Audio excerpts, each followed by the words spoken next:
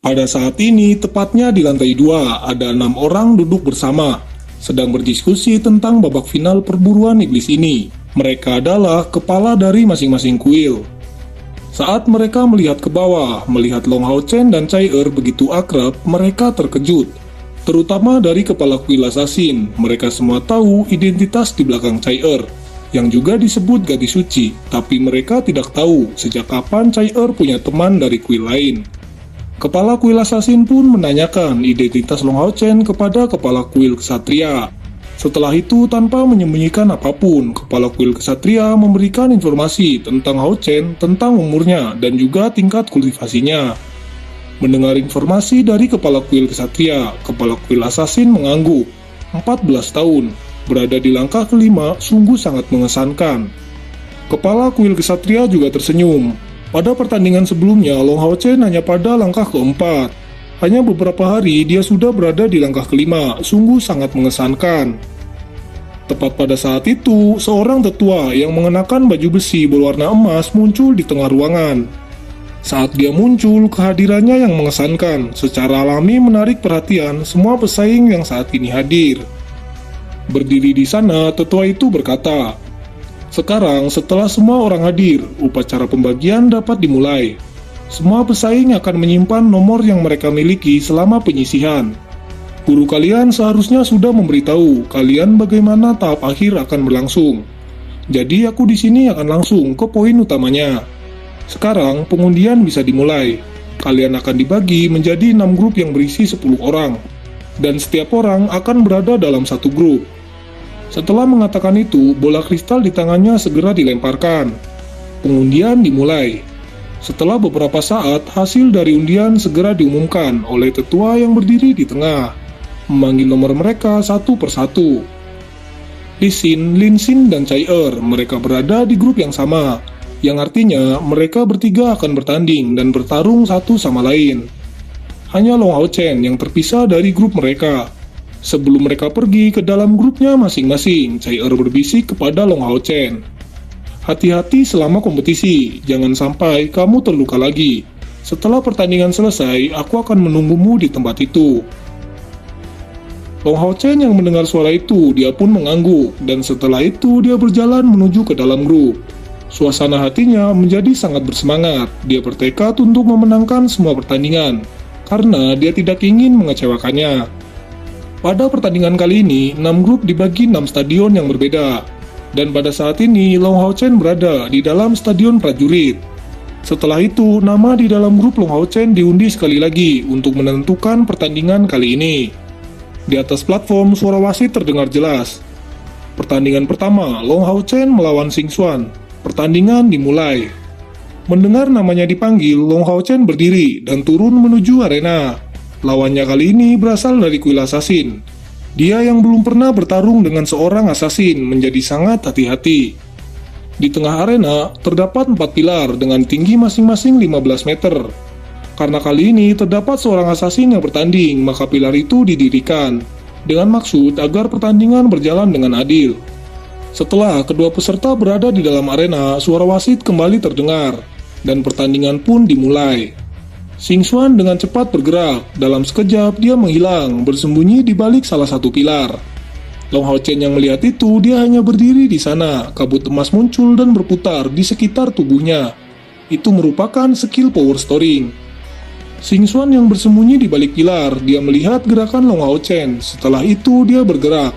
Gerakannya yang sangat cepat, tanpa menimbulkan suara, dia menyerang dengan kedua belati di tangannya ke arah belakang Long Hao Chen. Dalam sepersekian detik, saat Xing Xuan hendak menyerang, Long Hao Chen juga bergerak. Dengan cepat berbalik menghadap Xing Xuan yang sebelumnya berada di punggungnya. Perisai dan belati bertabrakan. Tubuh Xing Xuan terlempar ke belakang. Dia juga terkejut menyadari bahwa Long Hao Chen sudah berada di langkah kelima. Dengan tabrakan itu, Xing Xuan mengambil kesempatan untuk melompat menjauh darinya. Long Hao Chen tidak berhenti sampai di situ. Secepat angin dia mengayunkan pedangnya langsung mengarah ke lawannya. Pada saat ini, Xing Xuan yang masih berada di udara. Jika itu orang lain, seharusnya tidak memiliki kesempatan untuk menghindar dari serangan tersebut. Namun, Xing Xuan berbeda. Dia mengulurkan sayap pertahanannya. Mengandalkan kemampuan dari sayap itu, dia menghindari serangan Long Hao Chen. Dan tepat setelah kakinya menyentuh tanah, dia langsung melompat dan menghilang bersembunyi di balik pilar. Karena lawannya berada di tingkat yang sama, Xingxuan tidak lagi berani untuk keluar. Pada saat ini, dia menunggu skill power storing Long Hao Chen untuk menghilang. Seluruh stadion segera tenggelam dalam keheningan. Di sisi lain, Long Hao Chen yang telah menyadari niat dari lawannya.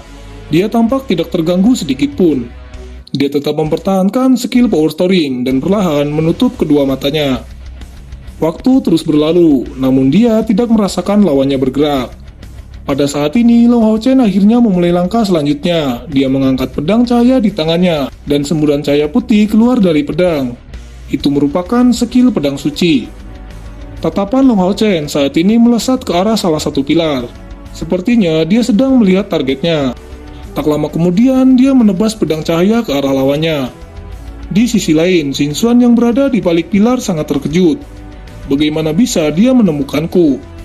Xingxuan tidak punya pilihan lain. Akhirnya dia pun keluar, melompat ke arah pilar lain. Namun, pada saat ini mata Long Hao Chen tiba-tiba berkedip, sinar merah terbang ke arah Xingxuan. Dalam sekejap, tubuh Xingxuan diselimuti oleh cahaya merah. Langkah itu merupakan skill mengunci yang ditembakkan oleh Long Hao Chen. Dan dengan skill itu, lawannya berhenti di udara sebelum akhirnya jatuh ke tanah. Pada saat yang bersamaan, Long Hao Chen melompat mengangkat pedang dan melakukan serangan cahaya suci. Dalam sekejap, suara ledakan bergema. Pada saat ini, seluruh arena dipenuhi oleh asap debu, dan setelah beberapa saat, pandangan mulai terlihat jelas. Terlihat Long Hao Chen yang berdiri di arena, dan di depannya Xingxuan yang berdiri di sana tanpa bergerak. Yang mengejutkan adalah, di bawah kaki Xingxuan terdapat sebuah lubang besar yang merupakan bekas dari serangan itu.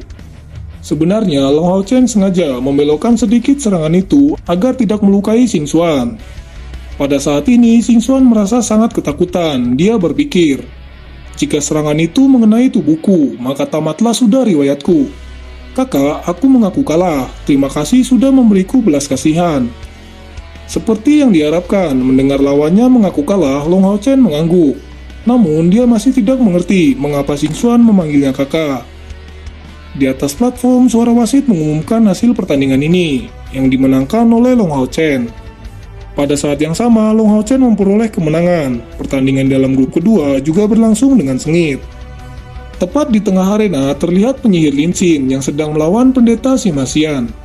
Namun, ada sesuatu yang aneh dalam pertandingan ini, di mana yang seharusnya seorang penyihir yang menekan seorang pendeta, tapi pada pertandingan itu malah justru sebaliknya.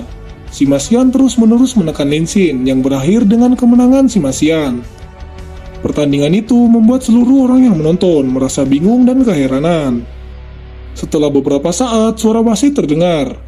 Pertandingan selanjutnya, Chai melawan Li Xin. Silakan masuk ke dalam arena. Menatap Chai Li Xin benar-benar merasa malu. Chai kita harus naik ke atas arena. Mendengar itu, Chai segera berkata, tidak perlu, aku mengaku kalah pada pertandingan ini. Di sampingnya, Li Xin terkejut dan dia lalu bertanya, mengapa kamu mengaku kalah? Chai lalu dengan tenang menggelengkan kepalanya, menatap Li Xin dan pergi meninggalkannya. Melihat Chai pergi, Li Xin hanya bisa menatapnya. Dia masih berpikir, mengapa Chai tidak ingin bertarung denganku?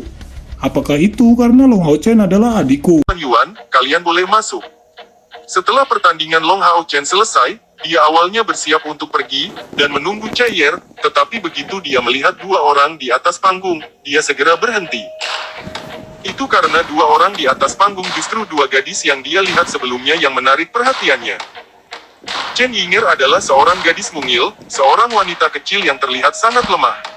Dan Wang Yuan adalah gadis jangkung yang membawa perisai di punggungnya. Wang Yuan menjatuhkan perisainya yang berat ke tanah, mengeluarkan suara yang menindas. Di tanah bergetar saat perisainya menyentuh tanah. Jelas, kekuatan perisai ini tidak semua tentang ukurannya. Chen Yinger terkejut, dan tubuhnya bergetar. Wah, kakak, perisaimu terlihat sangat berat. Wang Yuan tersenyum tipis, menjawabnya, anak kecil dari kuil spiritual, sebentar lagi, kamu harus berhati-hati. Jika itu tidak berhasil, menyerah saja. Chen Yinger berulang kali mengangguk saat dia menatap perisai besar ini, menunjukkan penampilan yang sangat ketakutan. Pertandingan mungkin dimulai, wasit menyatakan sambil secara bersamaan menarik kembali. Wang Yuan membawa perisai besar di tangan kirinya, memasuki postur tempur. Menggerakkan kedua kakinya secara berirama dengan kecepatan tinggi, dia segera menyerang ke arah Chen Yinger. Langkahnya cukup cepat, bahkan bisa dibandingkan dengan ksatria yang menggunakan skill mereka, serangan. Di perisainya, tangannya memercikkan kecemerlangan biru yang intens. Menghadapi serangan seperti petir Wang Yuan, Chen Yinger tidak panik, dengan tangan bergabung dengan gerakan, bola kristal besar segera muncul di telapak tangannya. Dengan suara energi lembut berfluktuasi di sekitar bola kristal ini, riak energi spiritual seperti gelombang dengan cepat menyebar. Meskipun Wang Yuan datang dengan kecepatan tinggi, itu tidak, pada akhirnya, lebih cepat dari kecepatan pelepasan energi spiritual. Lapisan riak yang bergelombang di sekitar Chen Yinger sudah menghalangi jalannya setelah hanya 10 meter. Ah, hei, Wang Yuan berteriak keras. Mengangkat perisai di tangannya, dia mengarahkan ujungnya yang tajam ke depan. Yang mengejutkan, dia menggerakkan tangannya dan mengangkat perisainya di atas kepalanya, seolah-olah itu adalah kapak, dengan kejam memukulnya ke depan ke layar pelindung yang tak terlihat. Dengan suara ringan Wang Yuan hanya merasa bahwa pertahanan Chen Yinger tertusuk seolah-olah itu adalah kapas. Pukulan ini tidak benar-benar berhenti, tetapi perasaan lembut seperti kapas mengikatnya, dan segera, kekuatan elastis lembut dihasilkan padanya, menjatuhkannya kembali bersama dengan perisainya, membuatnya terus jatuh ke tanah. Bagaimana itu bisa terjadi? Mata Wang Yuan berisi tatapan bingung. Di masa lalu, dia bertarung dengan penyihir, tapi ini adalah pertama kalinya dia melawan summoner. Ini adalah pertama kalinya dia melihat teknik-teknik ini. Chen Yinger, yang tampak tidak berbahaya pada pandangan pertama, sebenarnya tidak semudah yang terlihat. Chen Yinger tampak seolah-olah dia tidak melihat Wang Yuan sama sekali. Sepasang matanya menatap lekat-lekat ke cincin besar seukuran kepala manusia, di atas bola kristalnya. Cahaya biru tipis lembut memercik dari bola kristalnya, dan tiba-tiba, heksagram tipis berwarna biru muncul di tanah di depannya. Energi spiritualnya yang berfluktuasi di tanah dari awal hingga akhir mengeluarkan getaran yang sangat lembut, tetapi heksagram biru tipis ini muncul seketika, dan pada saat yang sama, wajah Chen Yinger menjadi lebih pucat, sedemikian rupa sehingga tubuhnya berada di ambang kehancuran. Segera setelah itu, sebuah gerbang naik dari tengah heksagram ini. Gerbang ini sangat indah, lebar 6,5 meter, tingginya lebih dari 13 meter, dan begitu muncul dari tanah, cahaya-cahaya yang tak terhitung jumlahnya sepertinya telah muncul, berputar-putar dengan penuh semangat. Banyak tangisan binatang juga bisa terdengar, tangisan serangga, tangisan burung, gonggongan anjing, desisan harimau, auman naga, dan tangisan makhluk hidup yang tak terhitung jumlahnya bergema di tengah stadion ini. Di sekitar gerbang yang megah ditarik ukiran yang tak terhitung jumlahnya. Sepertinya ukiran binatang ajaib. Semua binatang ajaib ini tampak sangat bersemangat. Hanya saja, secara tak terduga tidak ada cara untuk mengenali binatang ajaib ini. Dari sekitar gerbang, senjata berwarna biru muda muncul, memancarkan kilau hijau tua di sekelilingnya. Gerbang pemanggil makhluk. Tidak jauh dari situ, wasit membiarkan ucapan ini tergelincir, saat dia melihat perubahan besar yang muncul di wajah Chen Yinger. Long Hao Chen membuka lebar matanya juga. Ini adalah pertama kalinya dia melihat pemandangan yang begitu mencengangkan, mengaitkannya dengan daftar nama sebelumnya. Kemudian, terpikir olehnya bahwa summoner nomor 1 dari kuil spiritual ada dalam kelompoknya. Mungkinkah sebenarnya wanita kecil inilah yang tampaknya tidak lebih tua darinya? Jelas bahwa dia setidaknya berada di langkah kelima, lagi pula, apa itu, gerbang pemanggil makhluk? Orang yang paling gugup tidak diragukan lagi adalah Wang Yuan ini di tengah medan perang. Tidak sedikit pun tidak sabar untuk menyerang, dia sedikit meringkuk saat aura yang sangat tirani mulai menyebar ke seluruh tubuhnya. Cahaya biru hijau yang kuat menutupi tubuhnya, termasuk perisai di tangannya. Apa yang tidak dilihat siapapun adalah bahwa permata besar muncul di tangan kirinya, penggunaan misterius apa yang bisa dimilikinya. Tolong buka, gerbang summoner makhluk. Semua makhluk hidup akan mematuhi panggilanku, kembali kepadaku, rekanku. Suara merdu Chen Yinger berdering di tengah medan perang, dan segera, dari gerbang pemanggil makhluk ini, sebuah cincin putih muncul, menembakkan sambaran cahaya putih dan kemudian apa yang keluar dari gerbang adalah perisai raksasa di tangan Wang Yuan diangkat, saat dia bersiap untuk memasukkan permata di tangannya yang lain ke salah satu dari 9 lubang perisainya. Namun, di saat berikutnya, dia menghentikan gerakan tangannya, dan membuka lebar mulutnya, melihat pemandangan yang sama sekali tak terbayangkan. Bukan hanya dia, bahkan wasit dan pesaing lainnya, termasuk Long Hao Chen, memiliki reaksi yang persis sama. Semua mulut mereka terbuka lebar, tidak berani mempercayai pemandangan di depan mata mereka. Benar, ini adalah adegan yang terlalu tak terbayangkan. Dari gerbang pemanggil makhluk yang sangat besar ini, seekor makhluk yang dipanggil telah muncul. Hanya saja, ada perbedaan yang terlalu besar antara tubuhnya dan ukuran gerbang pemanggil makhluk. Panggilan itu memanggil dengan suara lembut. Siluet kecilnya yang lembut bergerak sedikit, sepertinya hampir takut dengan suasana di sekitarnya. Berbalik, ia berlari ke arah yang berlawanan. Sesampainya di depan Chen Yinger, ia melompat dan melompat, seolah mencari perlindungan. Tepatnya, itu adalah seekor domba kecil yang tingginya bahkan tidak mencapai 1 kaki pun. Penampilan wallnya yang lembut dan keriting sangat indah. Sepasang mata kecil berair mengedipkan mata, sepertinya ingin minum susu. Dari wajah Chen Yinger, dapat dilihat bahwa dia sama sekali tidak tahu apakah harus tertawa atau menangis saat dia membawanya ke dalam pelukannya, menghentakkan kakinya. Sungguh sial, aku tidak beruntung, saya kebobolan. Gerbang pemanggil makhluk yang sangat besar perlahan-lahan tenggelam di tanah sebelum menghilang sepenuhnya.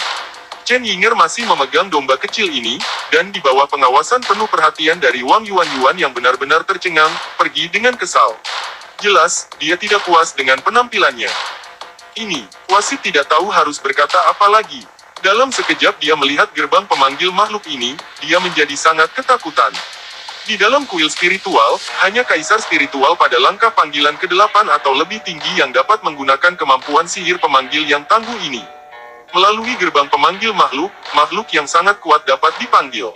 Dan manfaat terbaiknya justru adalah bahwa melalui gerbang pemanggil makhluk ini, makhluk yang dipanggil benar-benar patuh. Selama waktu keberadaan mereka di sini, mereka akan sepenuhnya berada di bawah kendali summoner mereka. Namun, apa yang keluar dari mantra yang begitu tangguh dari 8 langkah itu tiba-tiba dipegang di tangan wanita muda ini. Bagaimana itu tidak bisa mengejutkan semua orang? Hasil akhirnya membuat semua orang tertawa dan menangis. Yang mengejutkan semua orang, apa yang dia panggil tidak lebih dari seekor domba kecil.